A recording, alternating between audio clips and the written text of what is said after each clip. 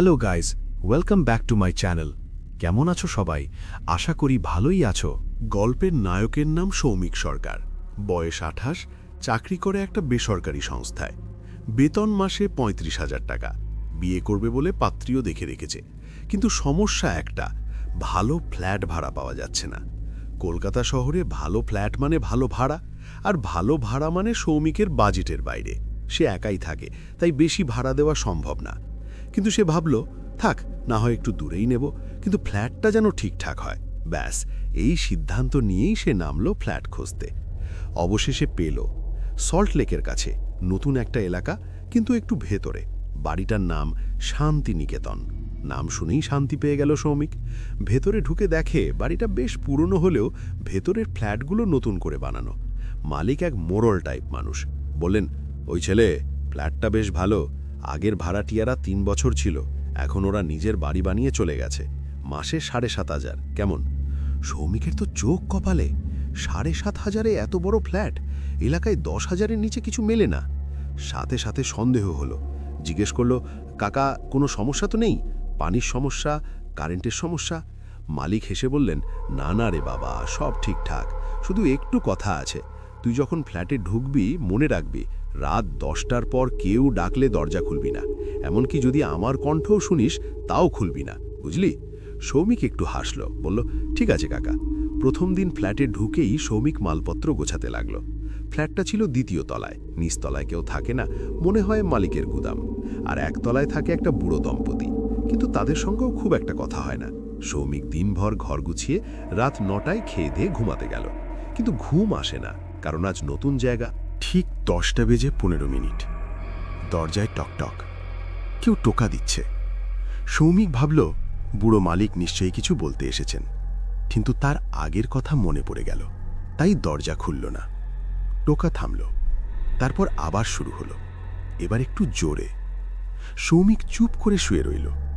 হঠাৎ তার ফোন বাজল। দেখে মালিক সাহেবের নম্বর। রিসিভ করতেই গলা শোনা গেল, ওরে সৌমিক, দরজা খুলে দে, আমার চাবিটা ভেতরে ফেলে এসেছি। সে চুপ করে রইল, ফোন কেটে দিল। এরপর বারান্দা থেকে আওয়াজ এলো, যেন কেউ বারান্দার গ্রিল ধরে ওঠার চেষ্টা করছে। ছটাং ছটাং শব্দ। সৌমিক তখন পাশের রুমে গিয়ে বারান্দার দরজার ফুটো দিয়ে উকি দিল। দেখে অন্ধকারে একটা মুখ, কিন্তু সেটা মানুষ নয়।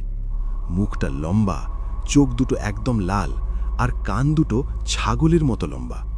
সেটা হাসছে, আর হেসে বলছে, দরজা খোল, আমি তোমার প্রতিবেশী, তোমার সাথে দেখা করতে এসেছি। সৌমিকের তো প্রাণ কাঁপতে লাগলো। সে সাথে সাথে দরজা জানালা সব বন্ধ করে কম্বল মুড়ি দিয়ে শুয়ে পড়ল। কিন্তু ঘুম আসে না, কারণ ওই জিনিসটা সারা রাত বারান্দায় পায়চারি করছিল। থপ থপ থপ। পরের দিন সকালে ঘুম ভাঙল সৌমিকের। মনে হচ্ছে গতরাতের ঘটনা কোনো দুঃস্বপ্ন ছিল। বারান্দায় গিয়ে দেখে সব স্বাভাবিক, কিন্তু একটা জিনিস খেয়াল করল, বারান্দার গ্রিলের কয়েকটা লোহার শলা বাঁকানো। কেউ সেগুলো ধরে খুব জোরে টান মেরেছে। তাহলে গতরাতের ঘটনা সত্যি। তখনই সে সিদ্ধান্ত নিল আজ রাতের আগেই অন্য ফ্ল্যাট খুঁজবে। কিন্তু সমস্যা, তার কাছে অ্যাডভান্সের টাকা ফেরত পাবে না। তাই ভাবল আরেকদিন থেকে দেখে।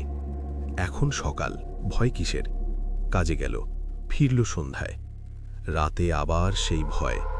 এবার আর শুধু বারান্দায় নয়। সে রাতে খাওয়ার পর হাত ধুতে বাথরুমে গেল। বাথরুমের আয়নায় মুখ দেখতে গিয়ে কি দেখল?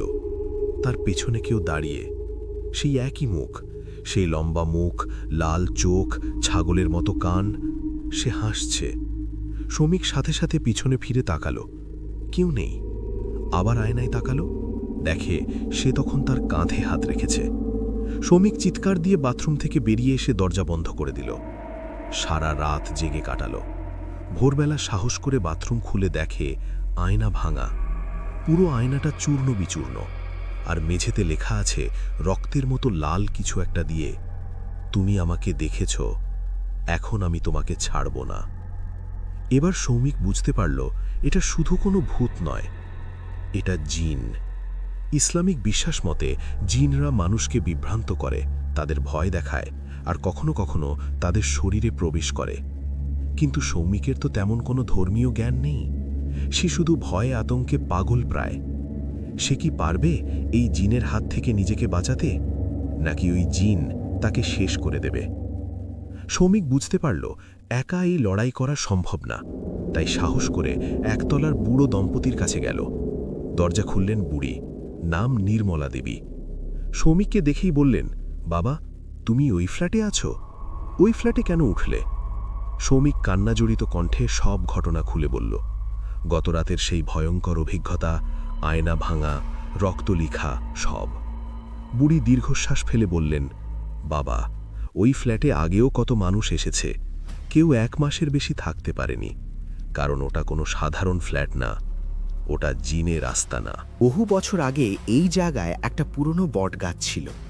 সেই গাছ কাটার পর থেকে জিনগুলো রেগে আছে। তারা এই বাড়িটাকে নিজেদের করে নিয়েছে। মালিক সাহেবও জানে, কিন্তু সে টাকার লোভে ফ্ল্যাট ভাড়া দেয়। আর ভাড়াটিয়াদের সাবধান করে দেয়, রাত 10টার পর দরজা খুলতে নিষেধ করে, কারণ ওই সময় জিনেরা বেরোয়। শ্রমিক জিজ্ঞেস করল, এখন আমি কি করব, আমাকে বাঁচান। বুড়ি বলল, বাবা, পীর সাহেবের পরামর্শ নাও। পীর সাহেব জিন ভূত তাড়ান।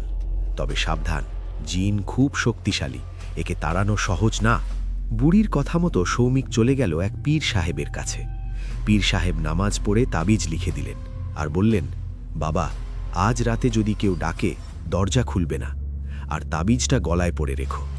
দেখো, আর পরে কোনো সমস্যা হলে আমি এসে পড়ব। সৌমিক ফিরে এলো, গলায় তাবিজ, মোবাইলে সূরা ইয়াসিন চালিয়ে রাখল। রাত 10টা বাজল, সব শান্ত। কিন্তু সৌমিক জানে এই শান্তি বেশিক্ষণ থাকবে না। ঠিক 10:30 শুরু হলো। প্রথমে দরজায় টোকা, তারপর ফোন বাজল, মালিক সাহেবের নম্বর। সৌমিক রিসিভ করল না। তারপর মায়ের নম্বর থেকে ফোন এলো, মায়ের গলায় কান্না। সৌমিক, দরজা খোলো, আমি এসেছি। সৌমিক চিনতে পারল, এ মায়ের গলা নয়, এ ওই জিনের গলা। সে চুপ করে সূরা পড়তে লাগল। বাইরে তখন তুমুল শব্দ, দরজা ধাক্কাচ্ছে, জানালা কাঁপছে। হঠাৎ সব শব্দ থেমে গেল। মনে হচ্ছে মেঝের নিচ থেকে কে যেন মাথা দিয়ে ঠেলছে। ফ্ল্যাটের মেঝে ফেটে চৌচির হয়ে যাচ্ছে। সৌমিক ভয়ে বিছানায় শক্ত হয়ে গেছে। হঠাৎ তার পায়ের পাতা কেউ ছুঁয়ে দিল। নিচ থেকে একটা হাত বেরিয়ে এসেছে, তার পা টেনে ধরছে। সৌমিক চিৎকার দিয়ে উঠল। হাতটা সৌমিকের গলার তাবিজের কাছে আসলো। আর তখনই কি দেখা গেল, পুরো ঘর আলোকিত হয়ে উঠল। একটা তীব্র আলো। সেই আলোর তীব্রতায় জিনের হাত পুড়ে যেতে লাগল। জিন চিৎকার করে উঠল, আমাকে মারো না, আমি চলে যাচ্ছি। সৌমিক সাহস পেয়ে জোরে জোরে আয়াতুল কুরসি পড়তে লাগল। জিনটা তখন দেয়ালের সাথে মিশে যেতে লাগল। একসময় তার শেষ চিহ্নটাও মুছে গেল। ঘর আবার শান্ত, কিন্তু মেঝেতে তখনও সেই ফাটল। সেই ফাটল দিয়ে এখনো হাওয়া আসছে, আর সেই হাওয়ার মধ্যে ভেসে আসছে এক অস্পষ্ট ফিসফিসানি। আমি যাইনি, আমি তোমার পায়ের নিচে, আমি অপেক্ষায় আছি। পরের দিন সকালে সৌমিক ফ্ল্যাট ছেড়ে চলে গেল। কিন্তু প্রশ্ন থেকে গেল, জিনটা কি সত্যিই চলে গেছে, নাকি এখনও সেখানে অপেক্ষা করছে পরবর্তী শিকারের জন্য? আর সেই ফাটলের ভেতর দিয়ে কি শুধু হাওয়া আসছে, নাকি আরও কিছু? সৌমিক বাড়ি ফিরল মায়ের কাছে। পুরো ঘটনা খুলে বলল। মা কেঁদে অস্থির। বাবা বললেন, ওই ফ্ল্যাটের নাম ঠিকানা ভুলে যা, এখন থেকে আর ওদিকে যাবি না। সৌমিকও রাজি, কিন্তু সমস্যা হলো ওর জিনিসপত্র তো পড়ে আছে ওই ফ্ল্যাটে। ল্যাপটপ, অফিসের গুরুত্বপূর্ণ ফাইল, কিছু টাকা পয়সা, সব ফেলে আসা সম্ভব না। তাই ঠিক করল গিয়ে জিনিসপত্র নিয়ে আসবে। মা বারণ করলেও শুনল না। বলল, মা, দিনের বেলায় কি হবে, ওরা তো রাতে আসে। পরের দিন দুপুর 12টায় সৌমিক আবার ওই ফ্ল্যাটে এলো। চাবি ঘুরিয়ে দরজা খুলতেই কি দেখে, ঘর পুরো উল্টো পাল্টা। তার জিনিসপত্র ছড়ানো ছিটানো, দেয়ালে পোড়া দাগ, আর সেই ফাটলটা এখন আরও বড় হয়েছে। সৌমিক তাড়াতাড়ি জিনিসপত্র গোছাতে লাগল, কিন্তু হঠাৎই দরজা বন্ধ হয়ে গেল। জোর ধাক্কা দিয়ে দেখে দরজা খোলে না, বাইরে থেকে তালা দেওয়া হয়েছে। সে জানালা দিয়ে দেখার চেষ্টা করল, কিন্তু বারান্দার দরজাও বন্ধ।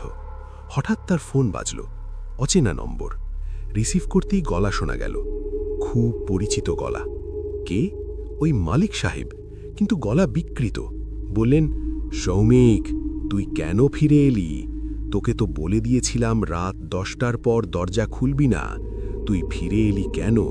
তাহলে এখন তোকে ছাড়ব কিভাবে? সৌমিক চিৎকার করে বলল, কাকা আপনি কোথায়? দরজা খুলুন প্লিজ। মালিক সাহেব বললেন, আমি কোথায়? আমি তো এখানেই আছি। তুই যে ফাটলটা দেখছিস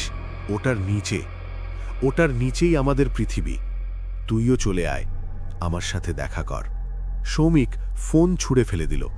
তখনই ফাটলটা থেকে একটা কালো ধোঁয়া বের হতে লাগল।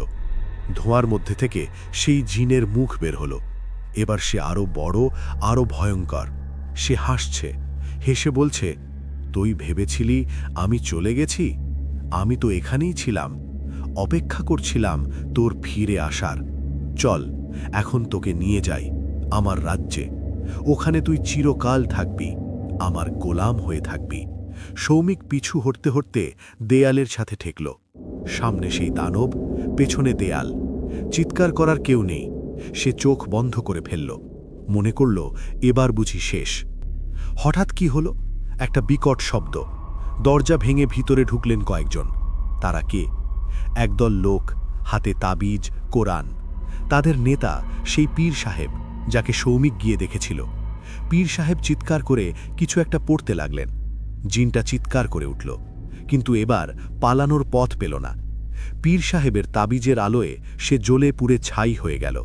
শুধু একটা আর্তনাদ করে উঠল, আমাকে মারলে, কিন্তু আমার বাবা তোমাদের ছাড়বে না। ওই ফ্ল্যাটে কিন্তু আমি একা নই, আমার বাবা আছে, আর আমার বাবা, সে তোমাদের শেষ করে দেবে। জিন ছাই হয়ে গেল। ফাটলটা ধীরে ধীরে বন্ধ হয়ে গেল। পীর সাহেব সৌমিককে জড়িয়ে ধরে বললেন, বাবা তুমি বেঁচে গেছো, কিন্তু এই বাড়ি ছেড়ে চলে যাও, কখনো ফিরে এসো না। সৌমিক জিজ্ঞেস করল, হুজুর ওই জিনের বাবাকে, ও কি সত্যি আছে? পীর সাহেব চুপ করে গেলেন। তারপর বললেন, বাবা এই এলাকায় একসময় বড় একটা বটগাছ ছিল।